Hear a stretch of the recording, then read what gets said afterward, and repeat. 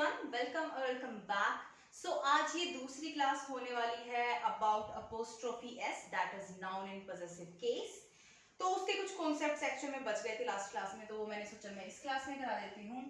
अभी तक हमने क्या पढ़ा है, पढ़ा बहुत कुछ है। I link the video right there in the I button, आप देख लेना। बाकी थोड़ा थोड़ा सा जो मेरे को याद है, देखो मैंने एक कॉन्सेप्ट बताया था कि जब प्लूरल आ जाए, नाउन के जो प्लूरल है वो फॉर्म आ जाए, तो हम ये यूज करते हैं और ना कि ये कंप्लीटली, ठीक है। लेकिन मैं इस स्टेटमेंट को रिफ्रेज करना चाहूंगी, क्योंकि कई बार जो प्लूरल होते हैं ना, वो एस और ई एस पे एंड ही नहीं करते, ठीक है। तो वो फिर एक्सेप्शन में आएगा। फिर एक्सेप्शन आप याद करोगे तो बेटर है आप वो सब छोड़ के ये याद करो कि अगर कोई भी वर्ड एस या फिर एस एच पे एंड होता है तो उसके साथ हम सिर्फ ये यूज करते हैं और अपोस्ट्रोफी एस कंप्लीटली नहीं, ठीक है। I am so sorry for the background noise beforehand. ये हिसिंग साउंड वाला कॉन्सेप्ट आ जाता है, ठीक है। और ये आ जाता है जो मैंने प्लूरल बताया था, लेकिन प्लूरल कई बार एस और ई एस पे एंड ही नहीं करते, तो बेटर है आप सिर्फ ये याद रखो एस और एस एच पे जो साउंड एंड करेंगे, जो वर्ड्स एंड करेंगे, उनके साथ हम ये यूज करेंगे और ये नहीं, ठीक है। ये याद रखना। अभी मैं एक कॉन्सेप्ट कराती हूं।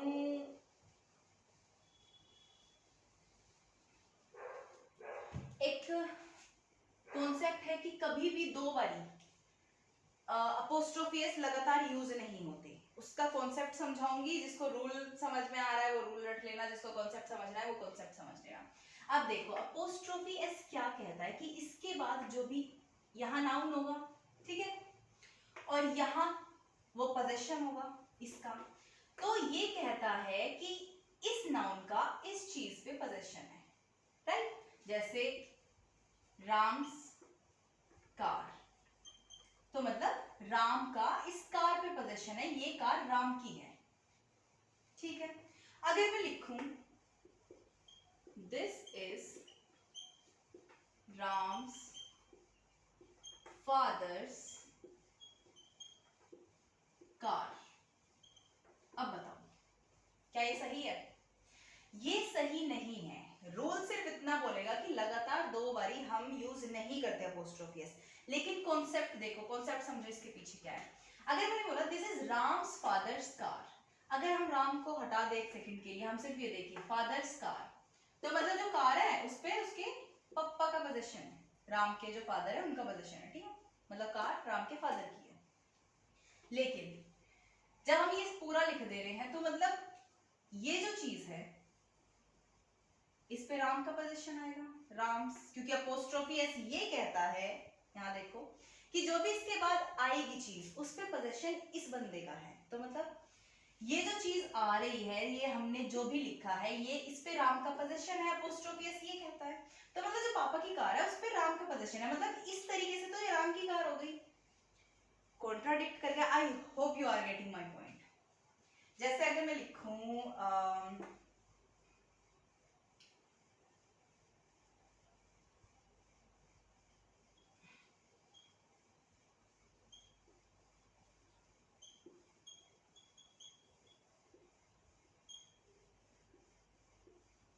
पियाज हस्बैंड्स पेन, पिया लड़की का नाम है, ठीक है।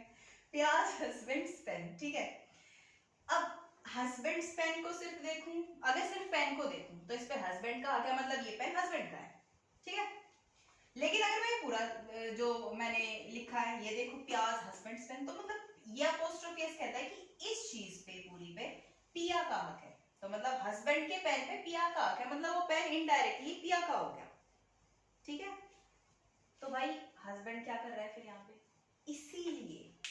इसीलिए हम कभी भी दो बारी अपोस्ट्रोफी एस यूज नहीं करते, क्योंकि अपनी बात को कॉन्ट्राडिक्ट कर जाता है। अपोस्ट्रोफी एस जो कहता है ना उसी बात से कॉन्ट्राडिक्शन हो जाता है अगर हम दो बारी अपोस्ट्रोफी एस यूज कर देंगे तो, क्योंकि कार यहाँ फादर की बताई जा रही है, लेकिन अगर इसे अपोस्ट्रोफी की माने तो कार यहाँ राम की बताई जा रही है। इसीलिए हम इसको रिफ्रेश करके लिखते हैं, ये पता नहीं चल नहीं रहा है यार, दिस इज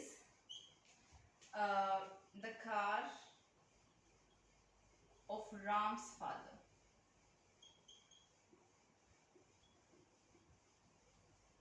ठीक है, सही है, डन। इसीलिए ये कभी भी ऐसा आए तो ये गलत है भाई, इसको रिफ्रेश कर लेना। ये कॉन्सेप्ट हो गया, कभी भी दो बारी नहीं आता, रूल हो गया और कॉन्सेप्ट भी समझ में आ गया होगा। अब मैं बताऊंगी एक कॉन्सेप्ट नाउन कंपाउंड को लेके।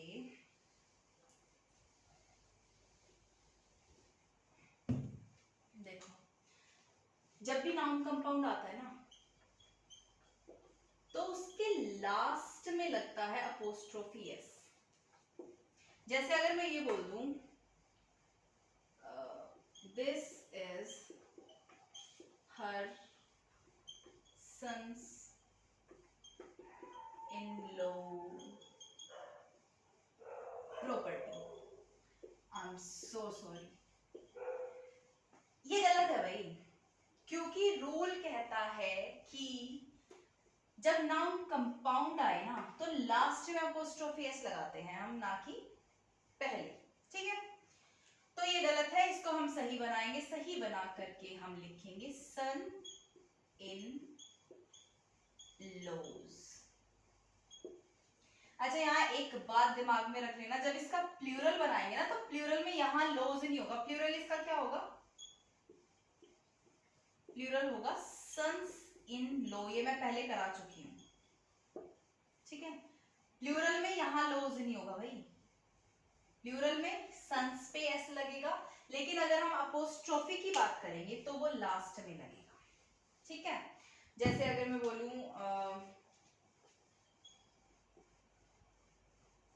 It is my step sons property. ठीक है, ये स्टेप सन है, इसके लास्ट में अपोस्ट्रोफी एस लगेगा। तो सेकंड रूल, सेकंड जो कॉन्सेप्ट है वो हमें मिला, जब भी कोई नाउन कंपाउंड आएगा हम प्लूरल वाला केस फॉलो नहीं करेंगे, क्योंकि प्लूरल में हम सन्स पे लगाते हैं, mothers in law, sons in law, mothers in law से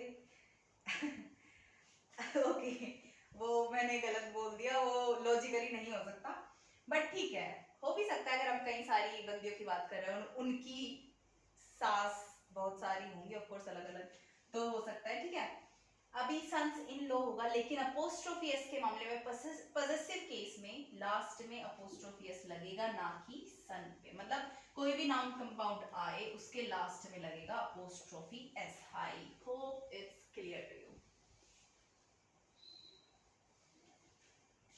अब मैं बात कर लेती हूँ, एक और चीज बताती हूँ मैं आपको, ये उतार लेना जितना, मतलब उतार लेना इसको, प्लीज नोट डाउन कर लेना। अगर मैं बोलूं, यार नहीं चल रहा है यार, अगर मैं बोलूं I am going to the dentist, और अगर मैं बोलूं I am going to the dentist, इन दोनों का एक ही मतलब है, अलग अलग है? इन दोनों का अलग अलग मतलब है। फर्स्ट जो बोलता है ये डेंटिस्ट है, मैं डेंटिस्ट के पास जा रही हूँ, ठीक है। दूसरा जो डेंटिस्ट, इसका मतलब है the clinic of the dentist, यहां मैं क्लिनिक में जा रही हूँ। यहाँ हो सकता है वो मैं मिलने जा रही हूँ बस डेंटिस्ट से, यहाँ मैं मतलब लिटरली अपॉइंटमेंट लेके and there is some issue, मतलब कुछ डेंटल केयर का कुछ काम है तो मैं क्लिनिक जा रही हूँ। तो दोनों का अलग अलग मतलब होता है। तुमने देखा नहीं, एक और एग्जांपल से समझाती हूँ। जैसे ये लिख दिया मैंने, आई am staying at my uncle. बताओ ये गलत है कि सही है? ये गलत है। अंकल पे कैसे रह सकती है बंदी, अंकल्स आएगा। अब ये जो है ना, ये कंप्लीट सेंस देता है और एकदम सही सेंटेंस है। इसका मतलब है कि अंकल्स होम। कुछ चीजों को एक्सप्लेन करने की जरूरत नहीं होती, उनमें उनका मीनिंग ऑलरेडी होता है, और यही अपोस्ट्रोफी एस का काम है। यहाँ पे I am staying at my uncle's, मतलब मैं अपने अंकल के घर पे रुक रही हूँ, ठीक है। तो ऐसे हम अपोस्ट्रोफी एस को यूज करते हैं। And then we come to, more और लेस हो ही गए हैं सारे कॉन्सेप्ट्स, बट ठीक है एक और मैं आपको बता देती हूँ छोटा सा। जब एल्स की बारी आती है किसी किसी भी वर्ड के साथ, जैसे anybody, somebody, nobody, ऐसा कुछ भी प्लस else आ जाता है, तो हम कैसे यूज करेंगे अपोस्ट्रोफी एस को? It is somebody, somebody, somebody लिख देती हूँ मैं, else fault, मतलब ये जो गलती है भाई ये किसी और की है, मेरी नहीं है।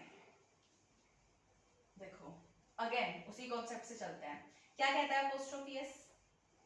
कि जो आने वाली चीज है ना उस पे पोजीशन है। यार एल्स पे क्या ही पोजीशन दिखाओगे? एल्स फोल्ड पे दिखाओ तो चलेगी, समझ में भी आता है, एल्स पे क्या पोजीशन दिखाओगे?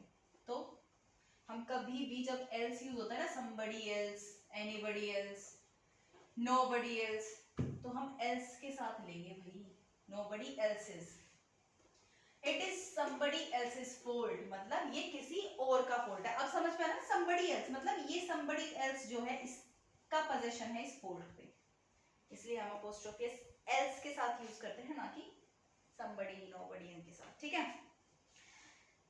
उतार लेना यार। देखो मैं ना आपको अभी एग्जांपल्स उतने नहीं दे रही हूँ, मैं आपको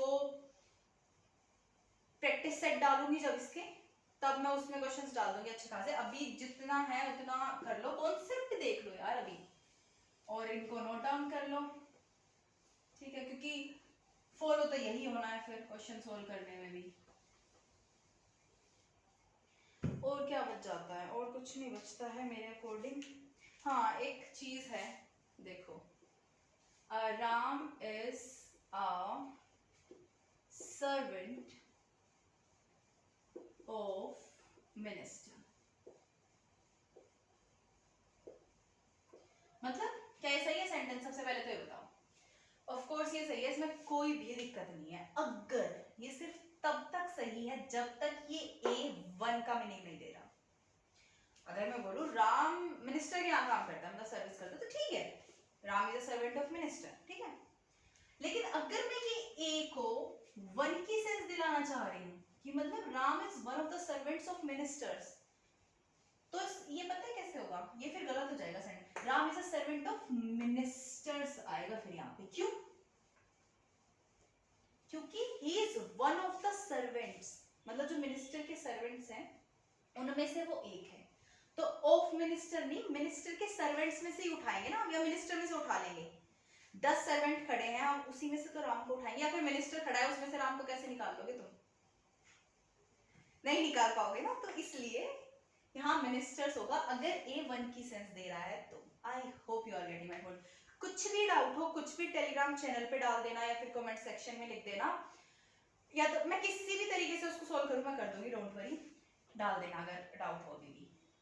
मिनिस्टर्स क्यों करा? क्योंकि यहाँ ए को अगर हमें वन की सेंस दिलानी है कि राम एक बंदा है from the ministers, of the ministers, जैसे लिखते हैं ना वन ऑफ द बॉयज, तो कभी भी यहाँ बॉय तो नहीं करते ना, क्योंकि बॉयज होंगे तभी तो एक को चुनेंगे ना। तो मिनिस्टर, अगर सिर्फ मिनिस्टर है मेरे पास, ठीक है भाई, मिनिस्टर खड़ा है मेरे पास, उसमें से राम को नहीं निकाल सकते ना मैं। मिनिस्टर के सर्वेंट्स खड़े हैं 10, तो उसमें राम भी होगा क्योंकि he is one of the servants of ministers, तो उसमें से मैं निकाल सकती हूँ। इसलिए अगर हम यहाँ ए को ए से वन की सेंस दिलवा रहे हैं तो यहाँ मिनिस्टर्स करना पड़ेगा, ठीक है। सो या this was the lecture for you guys, and with this I complete the possessive case of noun, that is apostrophe s, और जिसने पहली वाली वीडियो नहीं देखी है वो देख लेना। हाँ, एंड या क्वेश्चंस में डाल दूंगी जब मैं लाइक प्रैक्टिस सेट डालूंगी, तब उसमें क्वेश्चंस आपको मिल जाएंगे इसके। अभी तो मैं पहले आर्टिकल्स के प्रैक्टिस सेट बनवा रही हूँ, तो वो डालूंगी पहले, उसके बाद ही आएंगे। यहाँ पे कंप्लीट होता है पॉसेसिव केस। और अगर कुछ भी डाउट है तो अगेन पिंग कर देना टेलीग्राम पे या फिर कमेंट सेक्शन में। I take that into the I'm fumbling. Okay, sorry for that. I'll take that into consideration, and this was the video for you guys. Keep learning and keep growing. Bye.